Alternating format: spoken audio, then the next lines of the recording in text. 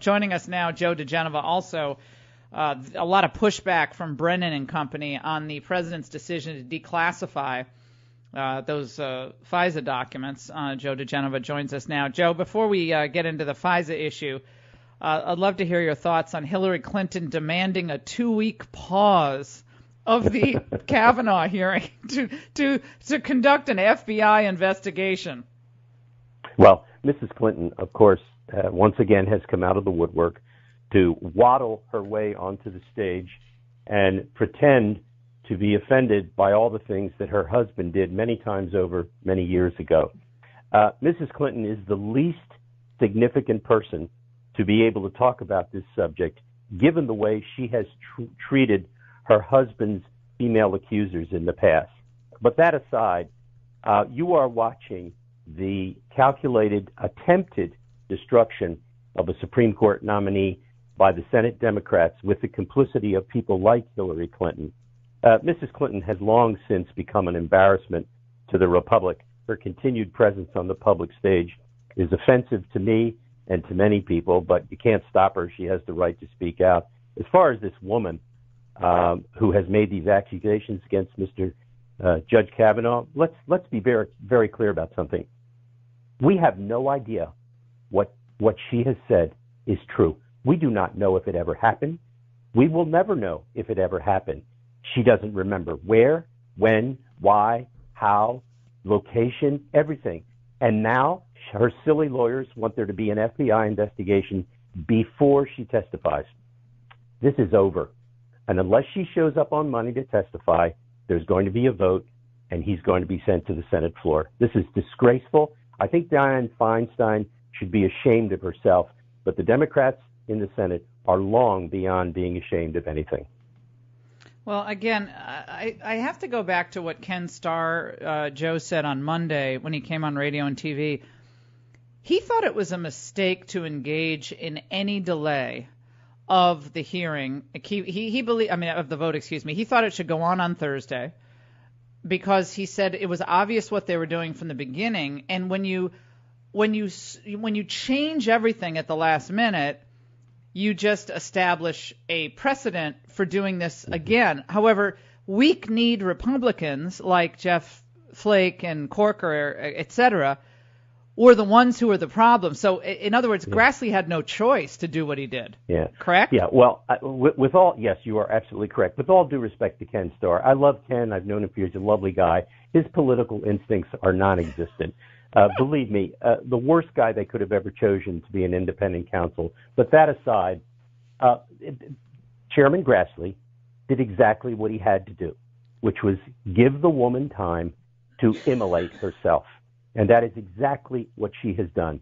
This was a fraud from the beginning. And Senator Grassley, because he feared the resistance of a member of the committee, Jeff Flake, who could have voted not to vote out Kavanaugh, had to do what he did. And Corker, of course, this little munchkin who, thank God, is leaving the Senate, he would have voted no as well had they not paused to give this woman a chance to hang herself.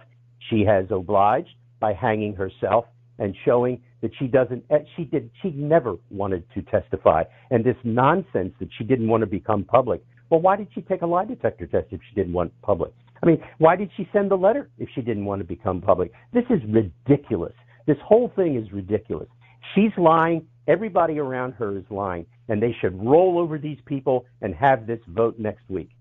Yeah, and so there's no circumstance under which Kavanaugh will be forced to testify with no allegation raised, right? They're not going to question him. There's no way, right? No. He's not going to testify by himself to respond to this nonsense. And I can, as much as I am very, very dissatisfied with Republican management of the House and the Senate from an oversight standpoint, they have handled this properly. They've done exactly the right thing to give this woman enough room, along with her lawyers, to hang herself. And that is exactly what she has done. Joe, as a political matter, do you think this is going to hurt Republicans in the fall? Because they'll try to say, well, you gave this poor woman the bum's rush. She didn't have time to compose herself. She was being threatened, and she had to move out of her house temporarily, and look what you did, and you just rushed this nominee through. I mean, do you think that's actually going to work, or do you think common sense would prevail among the electorate? Well, here's the problem with that analysis. It's not your analysis, I know, but if they postpone the vote, they will lose the Senate because their base will not turn out. Republicans are sick of Republicans not fighting. And if they were to postpone this vote, I can guarantee you they will lose the Senate. It's very simple. The base is on a fulcrum between, yes, we want to win, and we want to throw the bums out, and they mean the Republicans. They must not mismanage it. He must be confirmed, and if he is not confirmed, they will lose the Senate.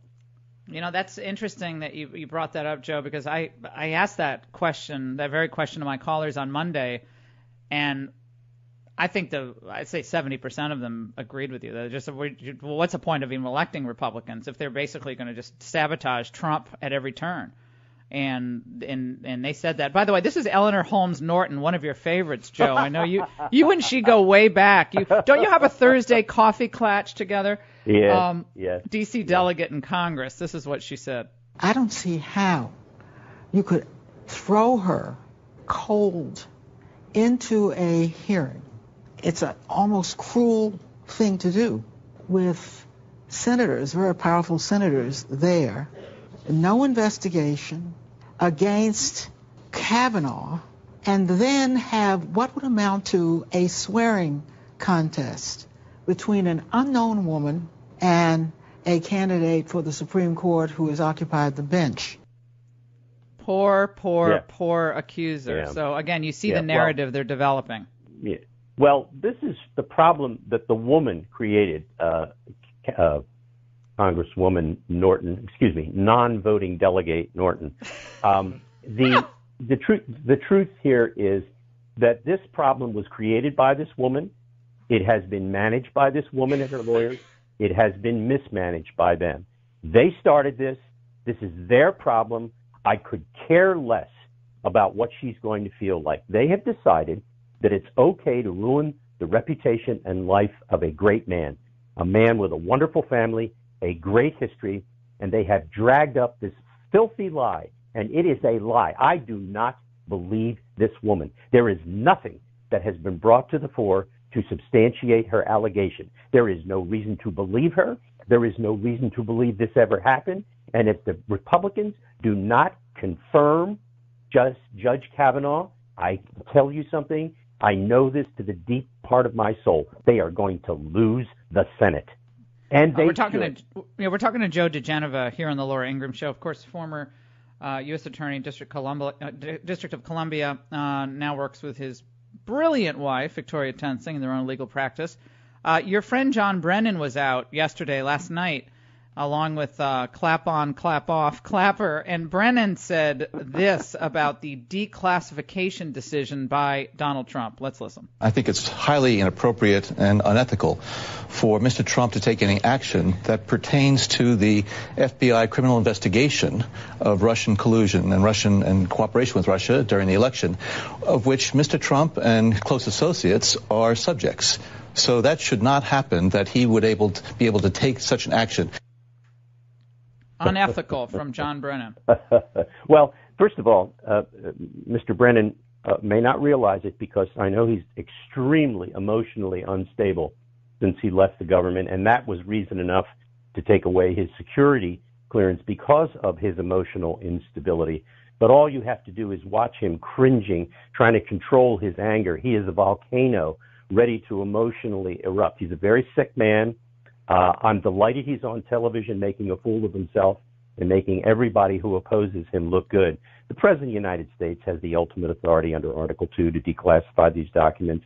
And may I say, if Christopher Wray and Rod Rosenstein and the Attorney General resist the President, that, of course, is a firing offense. If they say we're not going to declassify certain sections, unless the President agrees with them, of course, he can overrule them and force the material to be declassified. I think the President has been quite reasonable. He's waited 18 months.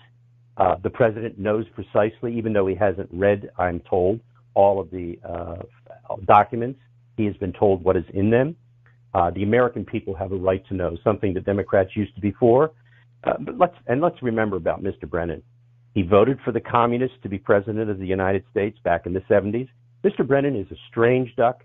He's a weird man. How he ever got to be head of the Central Intelligence Agency is a story out of Kafka, and he is, by all sense and all means, a fundamentally dishonest human being who deserves to be throttled. Yeah, it's really amazing to think of him especially. Now, setting aside James Clapper for a moment, but John Brennan, given the fact that he lied to the Senate, the U.S. Senate, about the CIA spying on a Senate committee. Remember, he said, "Oh no, we didn't do anything like that," and then it was proven that they did that, and it's like, oops, it's outrageous. Yeah, John Brennan is a known liar, just like Clapper is. The temerity that it takes to do what they have done in the public forum is remarkable. But it is actually a tribute to the corruption of the American media that they have continued to be given some stature.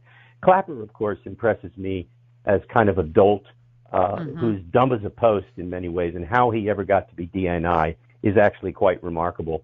But again, this is the legacy of Barack Hussein Obama, who knew about this, who sanctioned this coup d'etat against President Trump.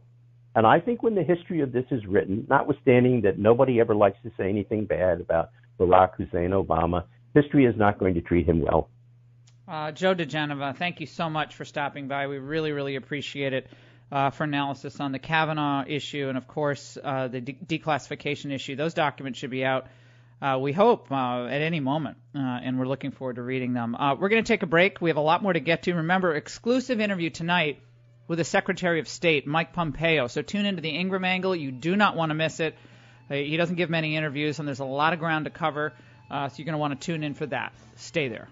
Thanks for listening to this podcast excerpt of The Laura Ingram Show. If you'd like to receive podcasts of our complete shows, go to lauraingram.com and sign up to become a member of Laura 365. Our Laura 365 members get commercial-free streams and podcasts of our shows every day we're on the air. And also, you can listen to the last 30 days of The Laura Ingram Show. Be ahead of the curve. Join Laura 365.